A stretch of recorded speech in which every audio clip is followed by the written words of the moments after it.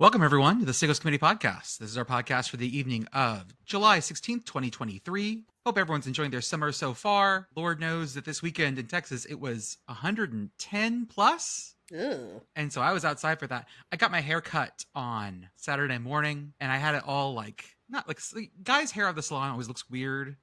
My hair looks way too shiny out of the salon. So I come outside, I was like, I'm worried about this. And then I walk out in the humidity, and my hair just it doesn't quite poof, but it just loses all structural. And for me, that's saying something because my hair is not structurally sound anyways. So, with me tonight, as always, I've got Commish. We've got permanent squatters who I'm pretty sure have voting rights at this point. PittGirl and Beth, and member in good standing, Blue. Blue, sir, how are you doing? I'm doing very well, thank you. Thank you for having me. Beth, if you can hear us through the dial-up internet that you're using wherever you are in West Virginia, in an undisclosed location, how are you doing? I'm doing well. Stop. Everything is fine. Stop. Southern West Virginia is very pretty, but it rains a lot. Stop. Wait, are you in the radio silence zone? Is that near you? I'm south of the National Quiet Zone. Okay. That's like north and east of where I am, but I could be in the National Quiet Zone in about an hour. We need to do a podcast. Can we do a podcast from the National Quiet Zone? How close do we have can we get to the observatory before we can do that? We can't get that close, but we could try some things. I am, however, very close to all the snake handling churches. So Ooh, old school Pentecostal, yes. yeah, so we can go to a signs following church if you want. I might die, but I've never handled snakes before. Is it like Fight Club? If it's your first night, you have to handle a snake. I assume so, but again, I am not Pentecostal. I'm not very religious, so maybe I don't know this. I want to Google snake church initiation, but I'm afraid of what I'll find. Don't do out. that. That leads down a dark path. I'm not doing that one. No. Yeah, I mean, I did dabble in the Baptist-costal arts growing up, but I never went to snake church. But I do know how to get to Jolo. It's not very far from here. So, PittGirl, how are you, ma'am? I'm good. I spent yesterday in a pool. I have no complaints. Commish, how are you, sir? You're making the best dad sounds ever. I was trying not to be like Tim Allen there, but I had home improvement grunting. But it was. I'm just glad it's over now at this point. But I don't even know where to start. There's just so much bottled up rage that I have right now. Let's start with this. How many pounds of fajitas do you have left? Okay, so we ordered fajitas for 30, 35 people. And that's with the borracho beans and the Spanish rice and Yeah. fresh flour tortillas. Also, it came with 8 jugs of tea. We did not anticipate the tea. And we got chips, salsa, guac, queso, whatever. We had all that stuff. I think I probably have about 4 pounds of beef left, and I would say maybe about 6 to 7 pounds of chicken fajita left. So I'll just go with what happened. I'll just give rip the as Band-Aid. much of the summary as you want to do. I don't want to give a bad impression of, but this that's it's fine. just an in-law story here. So I'll happily trim if you feel like you've gone too far. I am not trying to go far or do this or whatever. So basically, about a month ago, my father-in-law bought my baby a baptism gown. Beautiful gown from Mexico. The only problem is he bought it small. So we're already start the running clock. We need to get the baby baptized before she doesn't fit into this anymore. Yeah. So I had to get married before I bust out the buttons of the tux. I get you. I get it. Yes, definitely. So same thing for sure, right? Yeah. Got about a month leeway to get this done. So the baptism was this weekend, was Saturday. I had to basically rally my family from around the country. So we're talking about Virginia, not the western part of Virginia that Beth is in right now. And then, from Florida and everybody to fly in. And hey, guess who's coming? We're going to have my in-laws. We're going to have a lot of the in-laws family. So we're looking at 30 to 35 people in a party in our house when the temperature high was 104. And that's not the feels like temp. That's not the feels like temperature. That is on the wall temp. Not at all. Also, they're a part of these 30, 35 folks. There's going to be about 6 to 8 oldest 6-year-old kids. So there's going to be from, the baby is going to be the youngest, of course, but there's going to be from 3 to 6-year-olds, about 6 to 8 of them running around the house, and me trying to just basically maintain all semblance of sanity here. This is going to take place. My family is able to find flights. They decide to come in. I'm like, within a month, it's fantastic. I don't get an opportunity to get the off days because it's a month out and all these days are already requested. So I did not have an opportunity to have Friday off, Thursday off to prepare anything. My wife did get Friday off, which was nice, but she spent an entire day cleaning. My family came in Thursday night. My mom came in, and then Friday, my sister and aunts and her 2 kids, husband, everybody came in there. So I was able to get out of work maybe like an hour early than normal, which was nice, but still incredibly stressful. So thank you for not allowing me to request the days off before you bought this baptism dress. I appreciate that. Sorry, little. I don't want to yell. No, you're good. Deep breaths. It's your therapy. All right. So just casting through. Fast forward. You got at least 2. You got 2 doctors on this call. Mm-hmm. We are not doctors in therapy, but we are. I mean, really, physics and education. Basically, it's basically therapy. It's fine. Yeah. Close enough. You smush those together, it's pretty close, I think. Basically. Okay. And I'm surrounded by tiny children, so I get it. Yeah. So you're saying if we add together all our specialties, we add up to one therapist? I think so. Yeah. Let's fast forward to this week. I know I've already given the background on Friday when they arrived. The in-laws who wanted this to happen on this date can no longer arrive and come to this. So they're not going to come. There's a legit reason. It did involve somebody in a hospital. Okay. They don't show. I'm like, okay, so we just down 2. Fine. We got enough food or whatever. We scrambled. The baptism's at 10 in the morning. Fantastic. The church is very well air conditioned. Everything goes smoothly. You were wearing a nice like tech polo. Oh, yeah, It was the nice. polo, Yeah. I was not, I am not wearing a long sleeve shirt. I am not wearing a suit. Don't do that. Hell no. Although you would look great in seersucker, I'm just gonna say. I have never had a seersucker suit. I've I always wanted to wear it. I wanted you to pull a Lone Star Dietz and do full warning, but okay. Oh yeah, with top hat and tails. If it was like November, talk to me about it. But it's July and 104. No, thank you. You say that like it's not going to be 104 in November at the rate you're going. We get back to the house after the baptism, and then here comes the scramble. Right, this is what I got to do. I have to set up a kiddie inflatable thing outside in the blazing hot sun. I rush home after this, get the kids home. I am outside, wearing shirt, just dripping, sweating, trying to hammer in this inflatable thing that we could not. We couldn't rent one because, again, not much leeway here. Mm-hmm. We couldn't get the 22-foot water slide either, so that was taken up. They didn't have anything available. So we ordered a Prime Day thing that could fit 8 kids and hold up to 400 pounds. I'm like, perfect, whatever. I will hammer the stakes. I am rushing as fast as possible to hammer these stakes in, and the tops are popping off of the stakes. Like the little things where you hammer, they're just like I'm just hitting them like square, and they just go boom, flat. I'm like, what? Because they're cheap as shit. Yeah. Yeah, they're cheap as hell. Whatever, just flying everywhere. We had another bounce house, and I still had stakes for the other one when it was just a kid during COVID. Mm-hmm. So I grabbed those stakes and did that. I'm just sweating. Throw this thing on. I have like little misters out the back on my deck. I have those turned on. It's just like a little tube and just hook the hose up, and then you just spray in misters and everything. Perfect. They get back with the food, and we noticed some of the folks on the in-law side of the family didn't come to the baptism, but we still assumed that they were coming to get the food because, who's going to refuse free fajitas, right? Yeah. They can stay inside and do that. Yeah, they no-showed. So instead of having 35 people at the house, we're down to like 15 now. It's an intimate affair.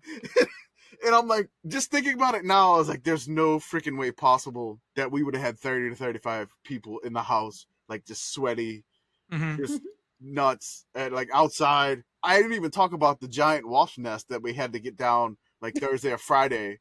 Double-sided wasp nest behind a fan. Jesus Christ, man. I am still slightly disappointed that you did not seize your opportunity to become stick dad.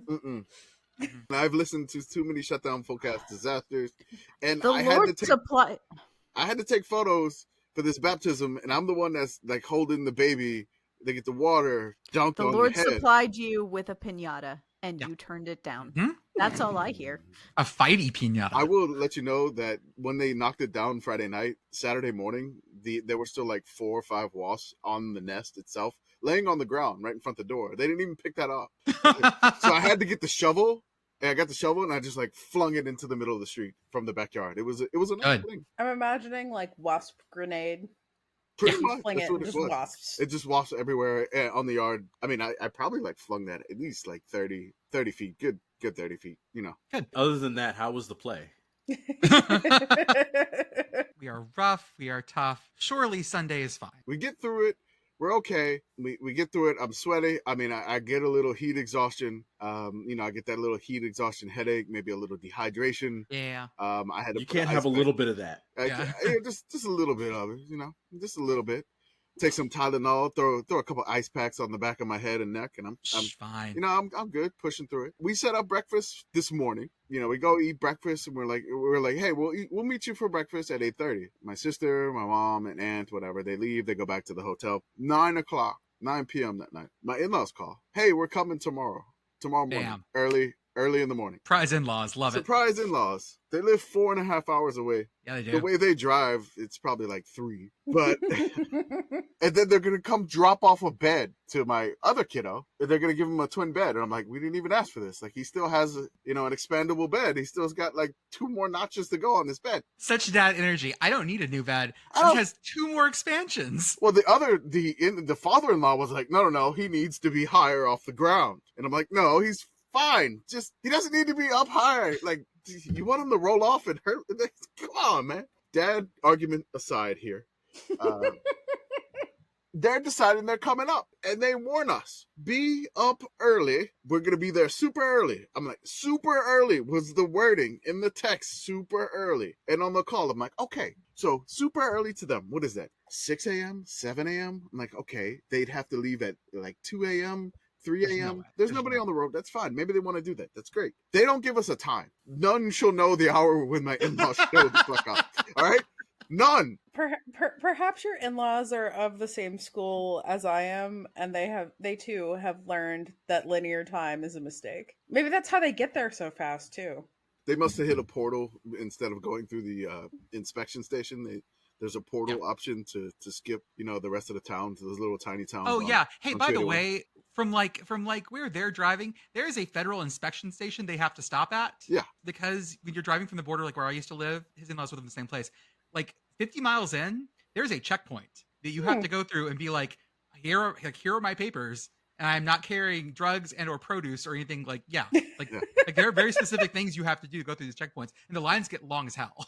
Yeah. Drugs and or produce is my favorite part of that sentence. I don't think they do produce checks there. I know they do the produce checks. When you're The coming into produce the is still there. The produce Okay. is still there because there's parasite issues with the citrus, and you can't really take the grapefruit up to San Antonio because there's some sort of, I forgot what it's called, but yeah, they still check for the produce or whatever. The most I ever get driving there, because my complexion, it's just like American citizen question, and I say yes, and they let me through. So that's what I get. Spoiler, they never asked me anything. Spoiler alert, they never asked me anything. Just say, and they hear the New Orleans accent, they're like, oh, perfect, whatever. I'm gonna go to breakfast at 8:30, and we'll do our thing. Wife gets up at like 6 something, waiting for a call from them or something. Like 6:30, 7 o'clock. Waiting. She calls them at 7:30. She's like, "Where are you at?" We just left. I'm like, just like you said. If you hadn't called, you never would have known. We never know. We just go to the breakfast, and then they arrive. Then they tell her they're going to breakfast somewhere else, and didn't invite her. So I'm like, what? Or me? So it's great, perfect. On the way, breakfast on the way. No, when they get there. Okay. Yeah, no. They met with the sister-in-law, and they went to breakfast at an IHOP, and we went to a different location. So I'm like, okay, I have this like adjustable IKEA bed. I'm like, fine, we'll move it, and then we can try to sell it. I'm finishing up. We take 2 separate cars to breakfast, so she leaves with the baby back because they're about to get to the house. We're finishing up breakfast, and maybe about 10, 15 minutes, I'm gonna leave after her, saying goodbye to mom and sister, whatever. I get back in there. They've completely disassembled the IKEA bed. So there goes my chance of selling it. because Yep. I am not putting this shit back together. Once it comes just to apart, sell it. it's never going back together. I'm not again. putting it back together. I know there's missing parts. I don't have instructions for this. No. I don't remember what Swedish name this shit is. I don't remember. Like, I have to look at, I think it's called like a Sunvik or something like that. Sure, I don't yeah. fucking know. Listen, it's only going to take you 864 cam screws to put together the Hearst conversion, and then you can sell it on Facebook. And 400 wooden pegs. Yeah, For let's some sell reason. it. Well, Sell no, it no, With no. a You nu- sell it to like a young couple as a team building exercise. That's how these things work. A young couple with a convertible toddler bed. Yep. Perfect. Tell them it transforms into a chaise lounge if they push the right button. Everyone needs a fainting couch. I brought up the website, and I'm going to read off some Swedish names Okay. of toddler beds. Yeah. Perfect. If you could just, when you hear your name, Okay. identify. All right. So we have Kura, Kura, reversible bed twin. It wasn't a twin. Minin, external bed frame with slatted bed base. Give them a slatted bed. They're a slatted bed base. I don't think it's that one though. Sniglar, bed frame with slatted bed base. This feels Slatted this bed. feels like it getting might there. be it. We're Is it a getting there. Sliglar? Could be. A That's my Snigmar? next cat. That's my next cat name. A Slakt, which is SLA with an umlaut KT, bed frame with pull-out bed plus storage. Hmm. And the last one they have here is the Basung, which is an extendable bed. I bet you it's this. It's the slut. Whatever. What was it called? Okay, I found it. The Sniglar. Sliglar. I found it. Again, it was. Slut. I actually had the name right. The Sundvik. Oh, it's the convertible crib. Yeah. Okay. Yeah. Or the No, convertible it's bed. not. Yeah. So I'm just gonna put this Yeah, in the Beth- podcast chat so nobody Yeah, has sure, any do idea that. what it is. I'm still Why just not? imagining future Beth with her future cat named Sniglar. Mhm. And Sniglar like getting out of the house and her standing on a porch just screaming Sniglar. Sniglar, get back here. So They're look gonna at take- this. nope, Look at You're gonna these guide you back into instructions the on the home, bed, into right? the room, Beth.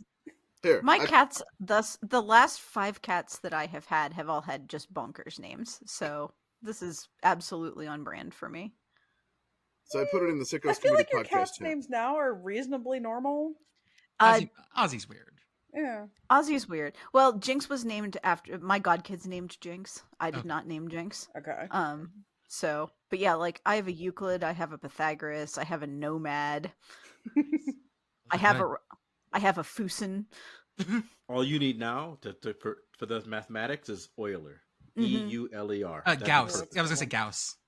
Gauss would be great too. More of a mathematician than a physicist, though. I was married to a mathematician ever so briefly, hence the names. I'll just start naming them after modes. There we go. Nobody Dorian, likes Locrian. nobody likes little Locrian. No one will play with him. So, Commish, it sounds like you had a good time this weekend. Oh, there's more. Sorry. Oh, good. Oh. Go on. So Get it I out. was Better out under than the in. impression that they're bringing this twin bed with a headboard. No headboard.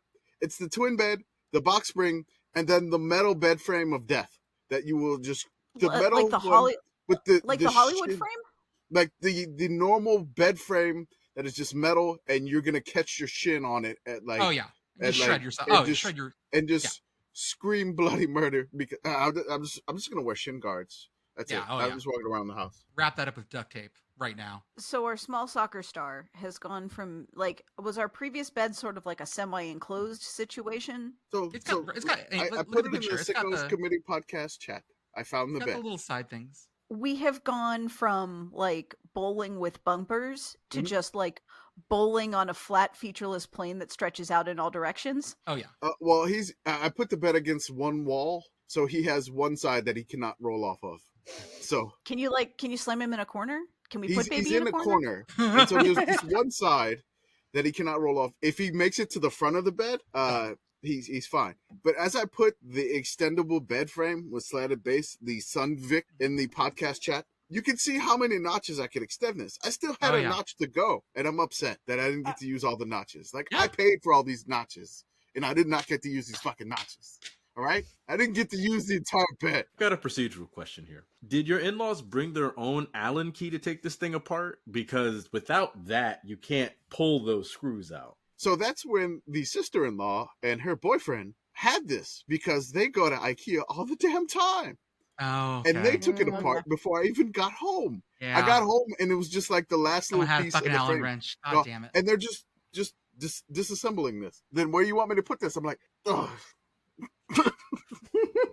Whew.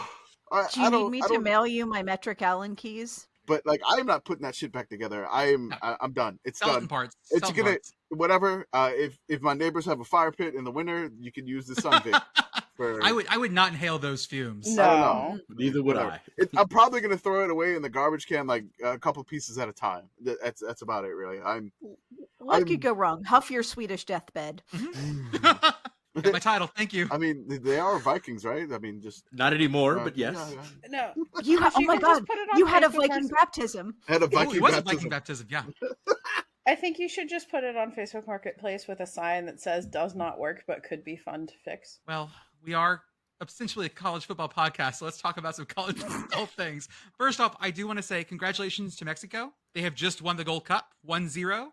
Mexico scored in Noted the college 80th. football thing, the Gold Cup. Okay, in the ballpark of sports, ma'am. Hey, Yes. hey, hold on. All football is good football, y'all.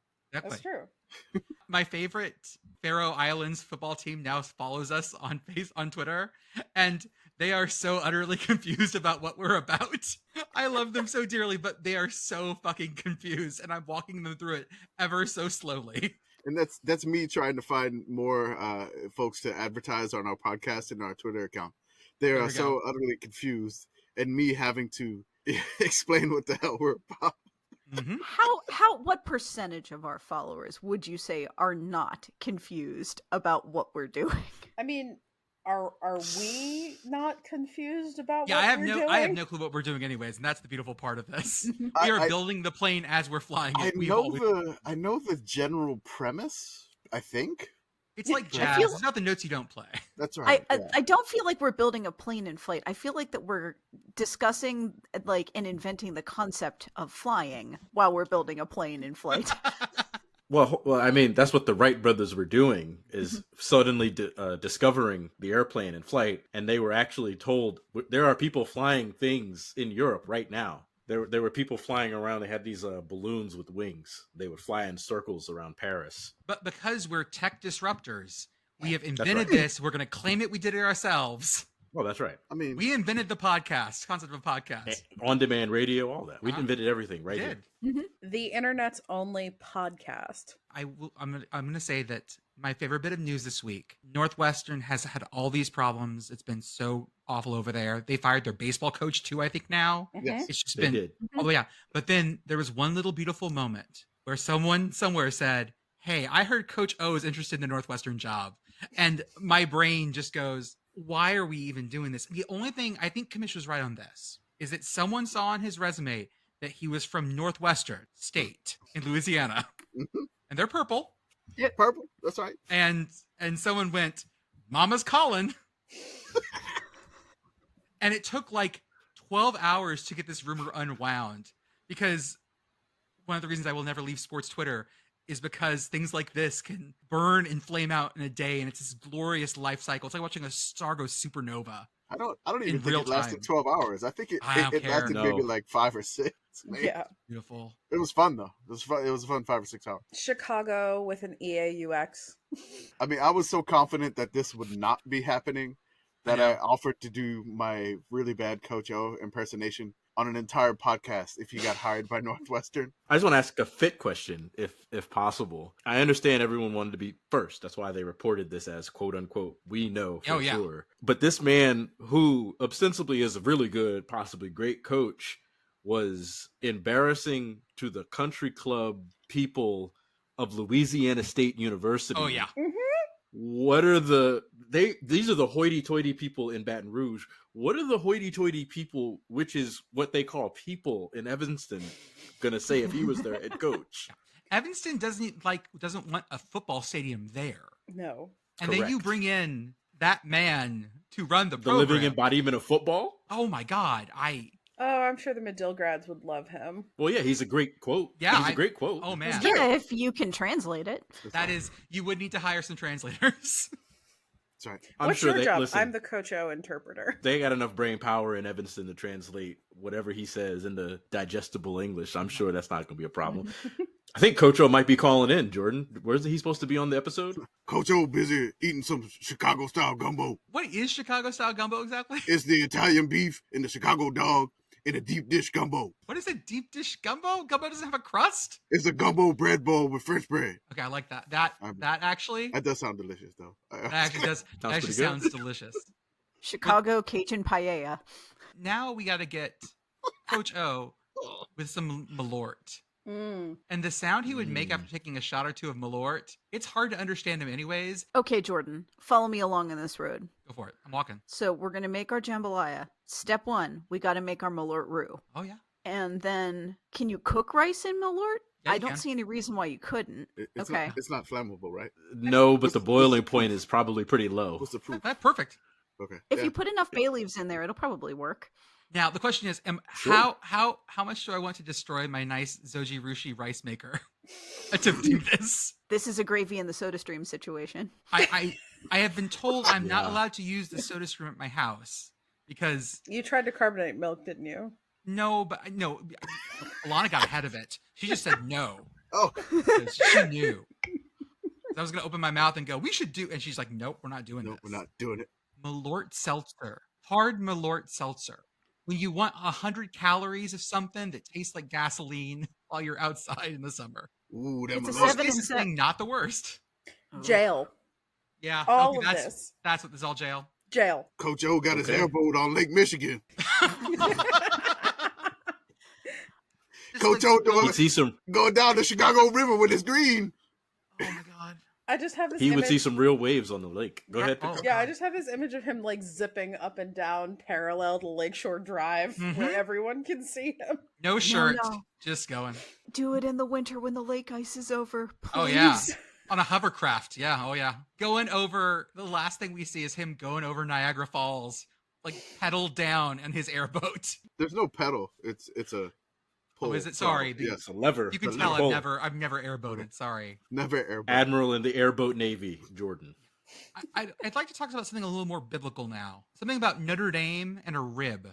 And we all know that the reason we have sin in this world because of women. That's biblically true. Basically, we all know this because of the rib and the whole thing. I'm real loose with Genesis here. A little bit. A little Yeah. bit Nope, loose with nope, I Genesis. think you nailed it. That Cool, sounds great got to it. me. That's my upbringing right there. Sam Hartman, former Wake Forest quarterback, now Notre Dame quarterback. Also, like women largely responsible for his existence. But yeah, go on. That too, yeah. He had a rib removed, maybe 1 or 2 ribs removed. This was because of another issue where it was helping like breathe. Oh, I forget what it was. It was something else in there. He had like blood clotting issues or something, if I recall correctly. Okay, And this is something that apparently can help with that. good to know. I'm just imagining going to the doctor and having the doctor say, you know what the problem is? Too many bones. Mm-hmm. I often so many problems with that, and you don't get those ribs just removed. You put them in a fridge and you keep them to make jewelry out of, and that's what Sam Hartman's mother is doing. I mean, they are his bones, right? You may as well just retain custody of them. How did you talk the medical establishment into letting you keep things? Because usually they're like, nope, sorry, it's medical waste. You can't have the weird stuff we spooned out of your head. Okay, I'm Oh, gonna it's say the something that's top. It's gross. the top rib removed. I'm gonna say something that's gross. It's a bottom rib. Okay. You may want to cut this if Yeah. it's too bad. But I had a kidney stone. Yeah. And they offered me if I wanted to keep. Yeah. I declined. Gallstones. To put it like on Yeah, they do on that. cufflinks or I what? I declined. I Your didn't- Yeah. kidneys worked really hard to make that rock for you. No, I didn't want it. They worked really hard to make you a lot of pain. A quote from Feinbaum from Hartman: "The rib is in my fridge. It's well on its way to becoming a necklace. We're a couple of weeks out. Just want to make sure it stays in one piece till then." Guys being dudes. Why are men? That is a question I ask myself every day. But this is such a wonderful opportunity to bring back Scrimshaw. Sure. I just want, just get out a nail and start etching your favorite football story onto your own ribs. Now more than ever. Oh my god! He- I found a pin for Chicago gumbo on Pinterest. Okay, go. Let's give us some ingredients. All right, please. here we go. Chicago gumbo: 1 pound of sweet Italian sausage. Yeah. Off to a great start. Okay. Oh, good. All right. Possibly too spicy already. Continue. Okay. I mean, it's sweet. It's not the spicy Italian sausage. That's I don't know. That Oh, extra yeah. fennel, that fennel's pretty Oh, spicy. it is pretty spicy. Ooh, Coach O got the 2 tablespoons of basil with some fresh leaves, 1 pinch of chili flakes. Oh, whoa. Whoa. Now, Oh, slow down now. This better be making 30 servings. 2 tablespoons of flat leaf parsley, 1 clove of garlic, 1 green bell pepper, one red bell pepper, one 14.5-ounce can of tomatoes with liquid. Coach can't handle the tomatoes in the gumbo. I would say tomato in your gumbo. That's. Oh God, no! One yellow onion, and then canned goods. One tablespoon of tomato paste. 4 cups of white rice cooked. Some a teaspoon of paprika. Tablespoon of olive oil. Provolone, aged cheese. Okay. A half cup of red wine, dry, and then a cup of Jared oil packed. Sorry. Pickled. What? It's giardina. Okay. Pickled Italian vegetables. Gardnera. Yeah. Gardnera. Yeah, whatever. But like pickled Italian vegetables, drained and roughly chopped. How is this gumbo? You've made gumbo bolognese. You've made gumbo goulash. It's like a pasta, man. I guess. That's not enough garlic. No. Well, no, I mean, definitely. they My said main one clove. complaint That means a here head. is yes, this is not really gumbo, but whatever. I'm sure it would taste good. But Where's the secondarily, 1 clove of garlic is not enough garlic for anything. What are we doing here, people? It was like the whole time we're going down and I'm like, okay, we're making spaghetti sauce. Okay, we're making spaghetti sauce. Okay, we're making spaghetti sauce. Okay, now we're putting paprika in spaghetti sauce. Okay, we're making spaghetti sauce. Oh, look, we put it over rice. So there's the ratings of this recipe. I'm gonna guess they're great. All right. Out of 5 stars, guess what you think they got here? This is a 3. Yeah, this feels like a 3 in that, like, is it gumbo? No. Is it edible? Probably. Yeah. How are the pictures? Are the pictures nice? Because it's a 4.5 if the pictures are nice. I linked I'll link the Food Network thing here. You can look at This is a Food Network thing? Yes. This is Oh, just no. some random ass This is a 2. person? Oh god, yeah, this is Nope. a 2. This is a 2. Aged I just spelled myself, but it says aged provolone for grating. Who's grating provolone on top of your fucking gumbo? That's a great question. Did 'cause you I don't- see whose recipe That's this is? I Because it just answers did- every I just question. did. So I'm looking at the comments seen here. it. It's 3.5 stars. Somebody rates it 4 stars. Something to try. I want to see this one 1 star, and it's just somebody just mad at the host. Yeah. Jeff Morrow is responsible for this nightmare, Okay. which should answer anyone's questions if they've watched enough Food Network. He was the asshole that started the whole "what is a sandwich" thing, and I really he started "what is sandwich" Discord in 2012, and I'm done with this. We haven't heard about the Pac-12 media deal yet. That's No. fine, but we 5 got days. some news. And PittGirl, I'm going to go to you for this. Yes. How excited are you to see Pitt and Cincy play on the CW? Well, I will be in Pittsburgh for that game, so unfortunately I will not see it airing on the CW with my own eyes because I will be watching the game in 3D with my own eyes. Oh yeah, But stereoscopic vision, such a cool evolutionary thing. yeah. I'm going to record this for you on VHS. Oh, excellent. You got to do it on VHS. It's part of the vibe. I just really, really hope that like its lead in is like, here's some old episodes of Rain, here's some old episodes of Supernatural. Smash cut games on. No pregame, no nothing, just like end of Supernatural. What kind of music do bam. you think? What kind of music do you think CW has lined up for foot? Carry on My Wayward Michigan Son would work for J-Frog. that too. Michigan J Frog would be good. I'm thinking theme to Star Trek Enterprise here. Go back to the go back to the classics. What's Paula Cole doing? What is she doing? Good Where question. have all the Paula Coles gone? Where have all the Paula Coles gone? That is correct. I was looking up what the CW is actually showing now, and it's even like scarier than I thought it was because they've canceled all of like their shows.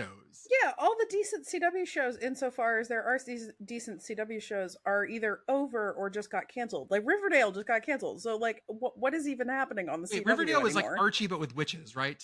Yeah, I didn't really watch it, but people liked it. I'm too old for basically everything CW. I mean, I was a UPN person because that's where I watched Star Trek. It was UPN and WB that smashed together to form this monstrosity, right? Okay, That is correct. Mhm. That's correct. I watched Buffy back in the day. Yep. That's where all of mine goes to. But yeah, now it's just they Yeah, canceled all this of to their me is DC like stuff. Buffy, Angel, and Dawson's Creek. Right? And Was- now was it's Charmed things. on that too, or whatever. It Yes. sure was. Okay. Yeah, it Yeah, was. that's- And, yes. and Gilmore Girls. Totally. They canceled all of that though, and now they're running things like Inside the NFL season 46, Are they just? F Boy Island. There appears to be a Nancy Drew show that I was not aware of. How aware are you of Nancy Drew Media and the extended media universe?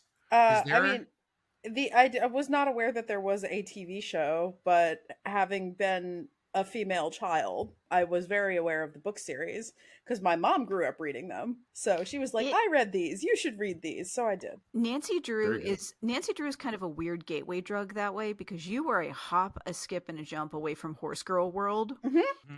If you start down that path, like it's tread carefully. Oh yeah. Hardy Boys, that was my jam. And the Boxcar Children.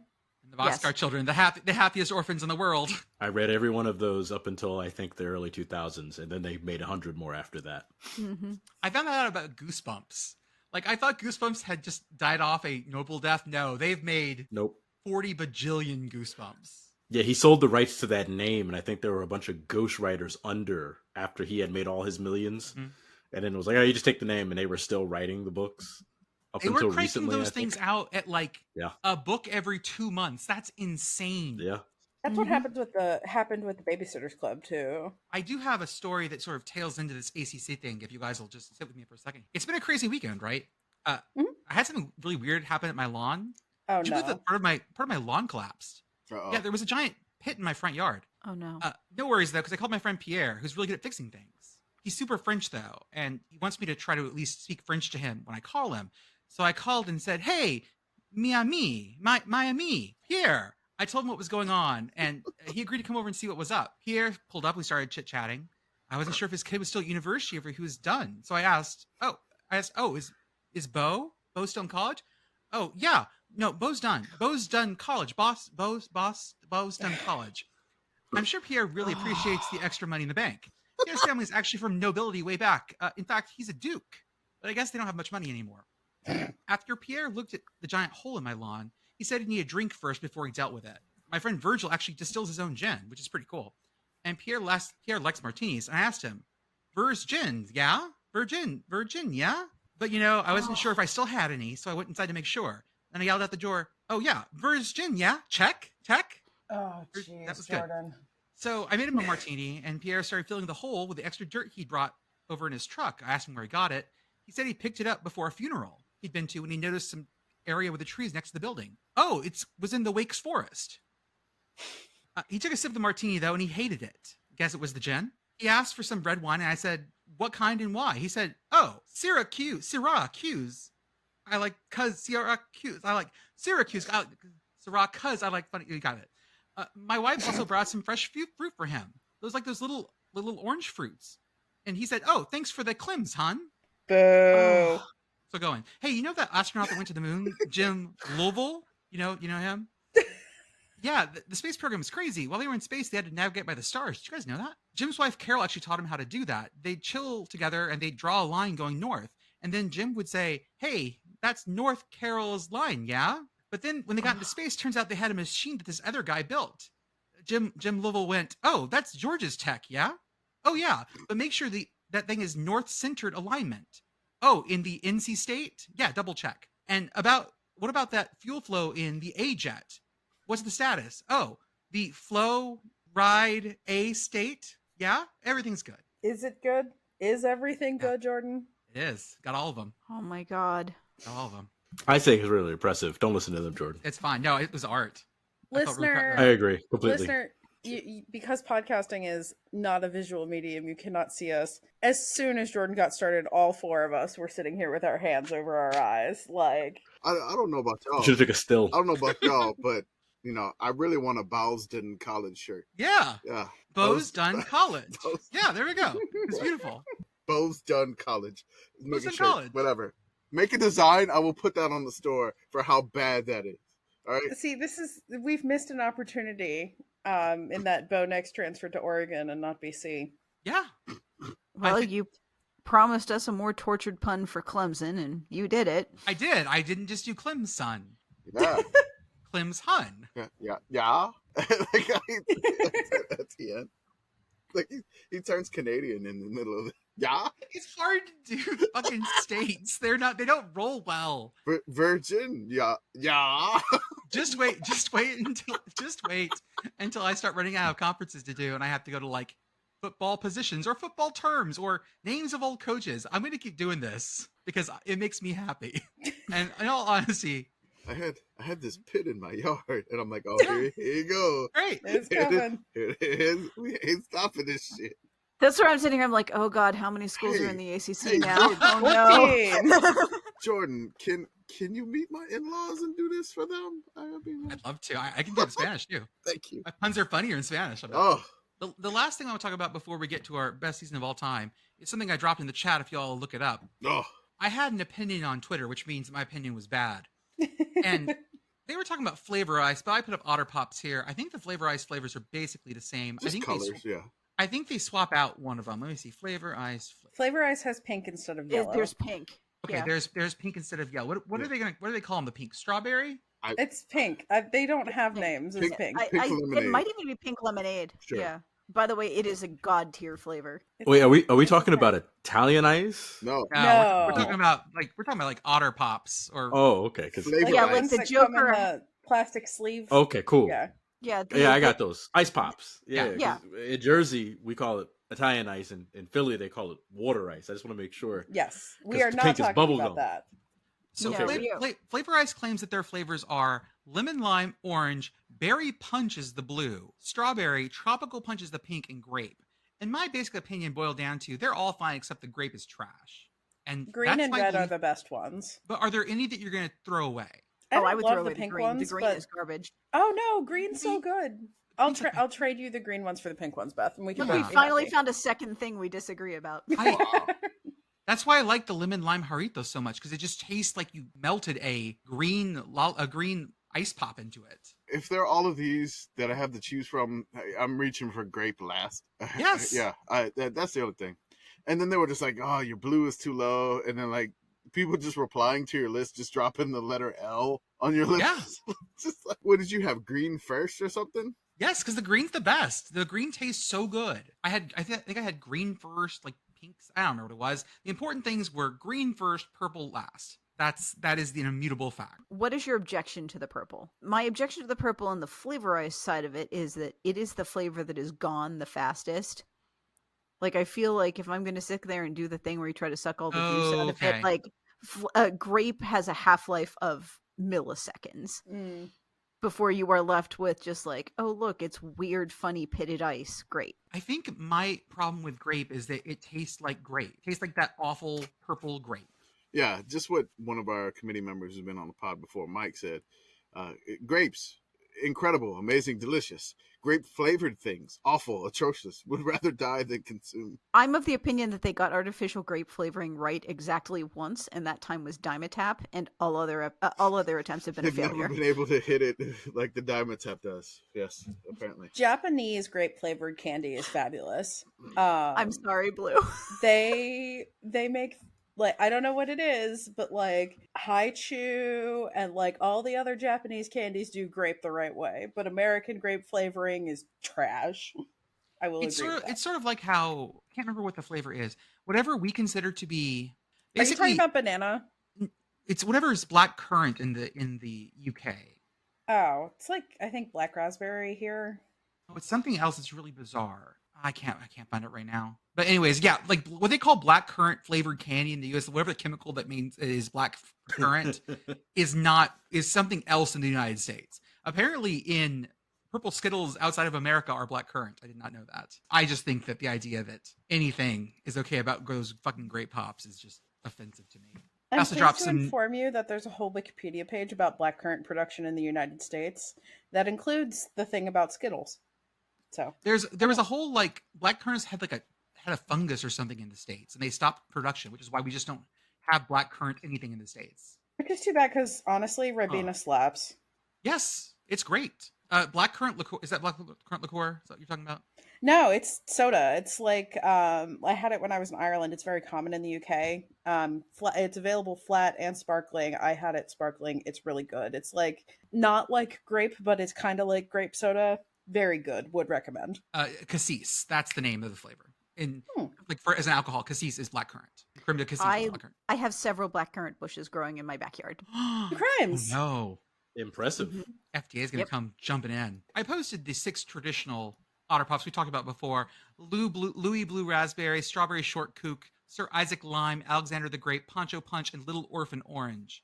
But there are more. There's Cosmic Coconut. I read that as Cosmonaut originally. I was like, this is impressive. Major Mango, and Anita Fruit Punch. Don't know about that one. Well, let's plug some things. First off, we We're have... not discussing DJ Tropicool, Oh, I forgot about that. Yeah, sorry. Yes, DJ Tropicool. who looks like he's wearing high tops. Also, of all of these names, not wearing pants. All the rest of them have on pants. That is a good point. Although if you scroll up, some of them have clothes on and some of them don't. Louis Blue Raspberry and Alexander the Grape and Poncho Punch are wearing clothes, and everyone else appears to be naked. Yeah, sir. So I'm pulling off the website because this is canonical now. Sir Isaac Lime is just straight on nude. Is Little Orphan Orange nude because they can't afford clothes at the orphanage? She Little Orphan Orange, she has a skirt and a puppy who she can't afford to feed. Huh. And a bow. She has a bow as well. You'll be happy to know also that Louis Blue Raspberry is French and a pervert because he is wearing a shirt but no pants. Just out here Donald Duckin. Yeah, he's Porky Pigging it. Absolutely. That's that. You know what? That's what the blue ice pop is. So now let's go into some things so you guys can pay us money because you enjoy this so much. We have our Patreon for $5 a month. You can come and yell at us in the Discord about which flavors you prefer or don't prefer and why my opinions are wrong. You can also talk to us about, we have things like conference previews coming up. We're trying to get ideas about that. We also drop all sorts of previews for things in the Sickos Committee Discord. Whenever I have a new idea or someone has an idea for me, post it there. We have new content coming up to the Patreon. We have some short podcast episodes, including Commish's Corner. We have also coming up Beth and my just basically reviewing fight songs and things like that. Then we have our Sickos merch store, sickos-committee.sellfy.store, the link at the top of our Twitter account.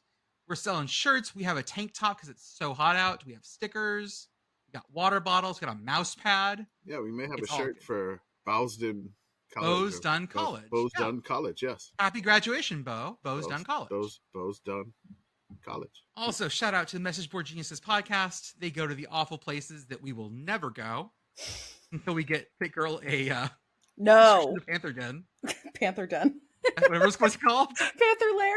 Whatever, Panther Den, Panther Lair, it's fine. I was looking through some of their stuff today, and I think one of my favorites as of this week was, could Notre Dame be losing recruits when other coaches tell them they would have to go to class and study? We That's- ain't come to play school. We come to remove ribs and wear them as a necklace. Next up, transfer portal and the no context football season preview for 2023. Commish wrote this beautiful article for them in their preview. It's $10 US, $9.99 technically.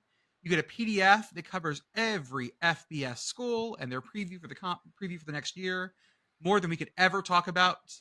If you need to just get a top level view of what's going on next year, you need to remember who's in Conference USA and who's playing who. That's the place to go. We also have our Substack where we write long form things. We're going to have our potato chip ratio up soon whenever that gets done. I think, Commish, I figured out how to scrape some data for you. Okay, if you can scrape some data, that'll help, because I was doing this for a couple of schools, and I'm just... Yeah, please scrape some data. So with the Substack, we may wind up doing a paid tier because this has been incredibly labor intensive. And then lastly, we love home field apparel. We wear their beautiful soft shirts. PittGirl's rocking one right now. Is she? I am not. I'm wearing sorry. a 2021 Peach Bowl shirt, but I was making those arms because today we got an announcement that there is a pit refresh coming this weekend. Yeah. Also, UConn and Syracuse, if that's your bag. So get hype.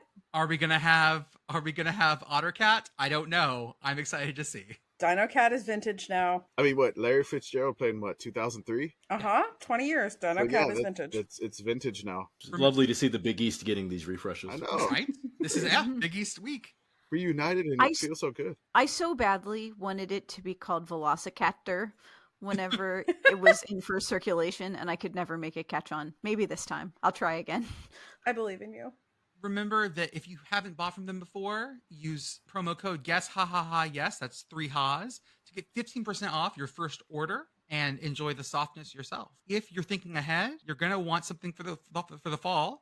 Get a hoodie. Get 2, because if you have someone else in your life, they're going to take the first one. Assume it's gone. Jogger pants, get 2, because the first set, they're gone. And look in the Discord, the Patreon Discord. Just look. Is that a Funko Pop of an otter pop? Yes. Oh my god. Is that Jesus? It's Alexander the Grape. Alexander the Grape. I think that's Jesus. Or I or would that's recognize Caesar. those sandals anywhere. Or that's Caesar. I can't tell. Render unto Alexander is what is Alexander's. It's Caesar He- the dressing otter pop. Just the cold, dead eyes. That's it, right? It's the cold. It's the deadness of the eyes. That's common to all the Funko Pops, though.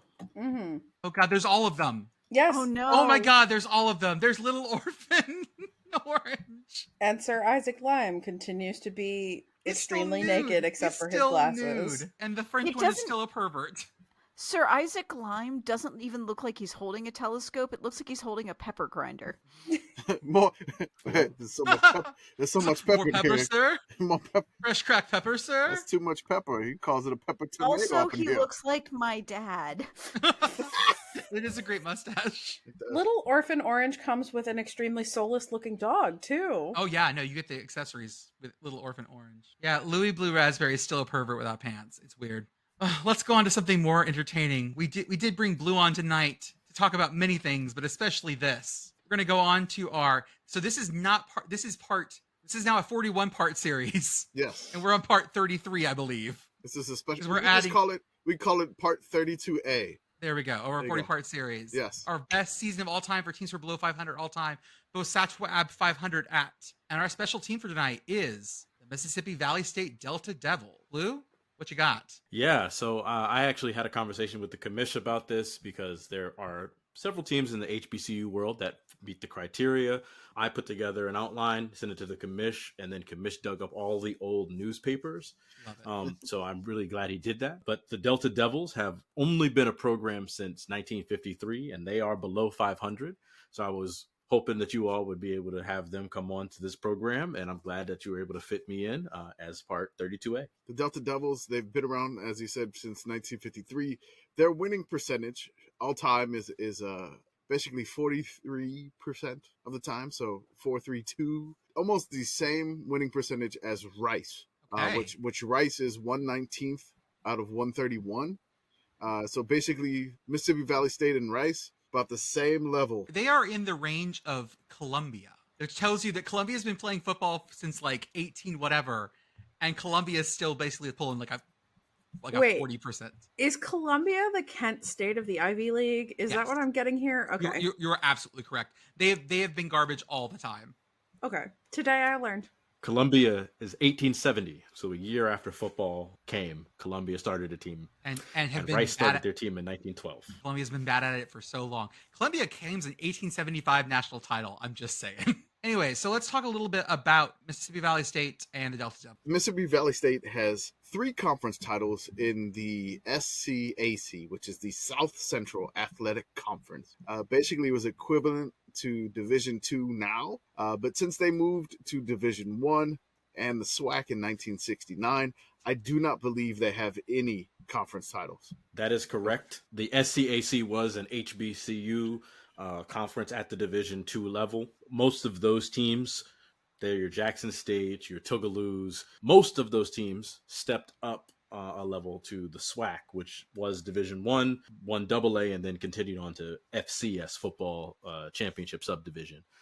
But Mississippi Valley has never won a conference as a member of the SWAC to this point. Soon, maybe. We can hope. That's the hope. That's the hope. They're located in you say it better than me, Blue. Itabena, Mississippi. Absolutely. Itabena, Mississippi. That's right. That's right. And of course, they are a SWAC. No doubting that. So the best team of all time for them, the 1984 Mississippi Valley State Delta Devils. Their head coach was Archie Gunslinger Cooley. What a nickname! That is, oh God, more nicknames, please. He had they have a book about him on Amazon. It's $30 right now. It's Archie Gunslinger Cooley, The Making of a Football Legend. I mean, it looks like a great read. There's some good stuff on the back of it. I linked it in the doc. It looks like something that'd be fun to read, especially after going through this team and digging up those newspaper articles. There's some good stuff here. And this is probably like a story that not many people know. And that's why we want to tell it. The history of Mr. Gunslinger Cooley.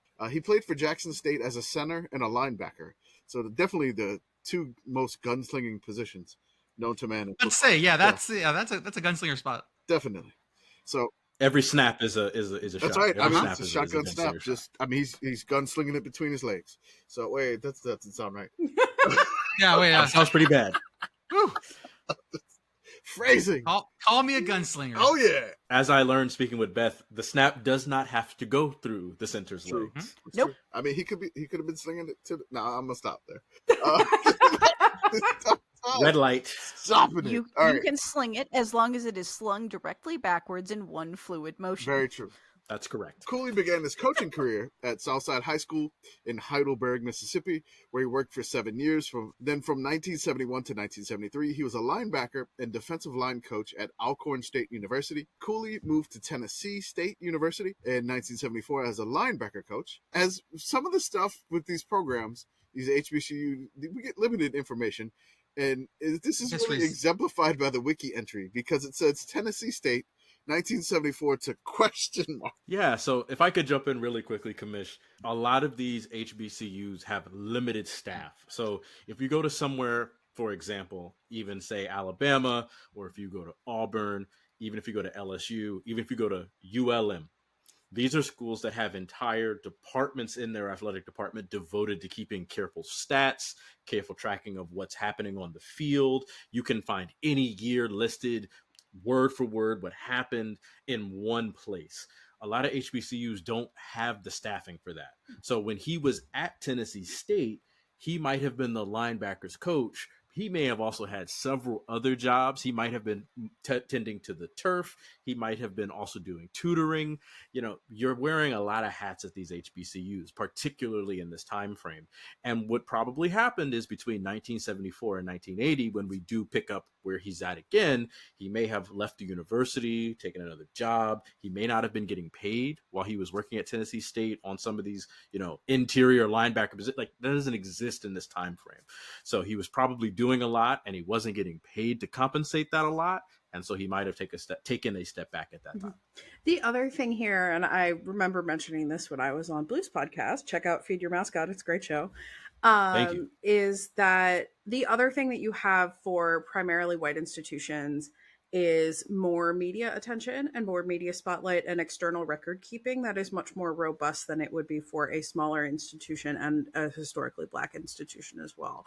So even if LSU screws up their record keeping, ESPN is still keeping independent stats.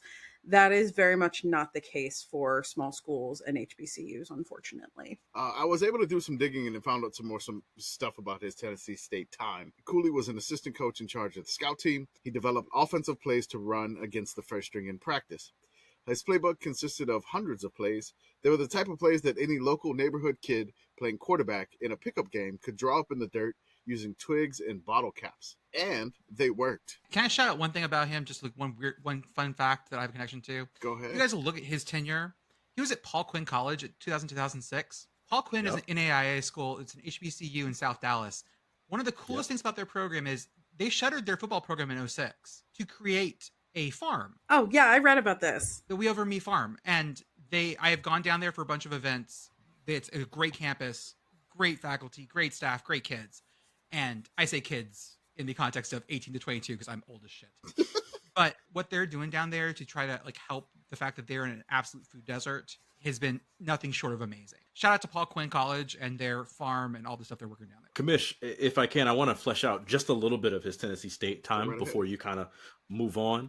While he was at Tennessee State, they were independent, so they weren't in the Ohio Valley Conference yet, and they actually were under the coach by the name of John Merritt. So recently, if you've ever listened to maybe say one of the Split Zones Duo podcasts, they talk about Jake Gaither, and everyone knows about Eddie Robinson Jr. He's really a legendary coach. We don't really talk about a lot of the other coaches in the HBCU world. John Merritt coached at Tennessee State for 20 years, and he won at least 5 Black national championships that we kept track of. And then when he retired and left that very next year, Tennessee State won another Black national championship. He actually put a lot of talent on the field. They were running around playing any HBCU that would have them, including my alma mater, Norfolk State, a small time team at the time. But this was another one of those coaching trees that kind of proliferated through the sport, particularly the HBCU game. And We just don't really talk about it.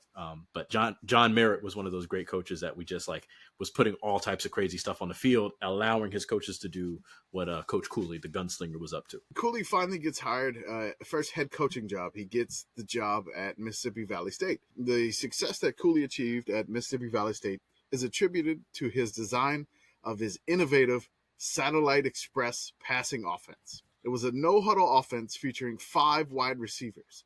Now, this is like 1980. Oh, yes. And you're running 5 Yes. wide.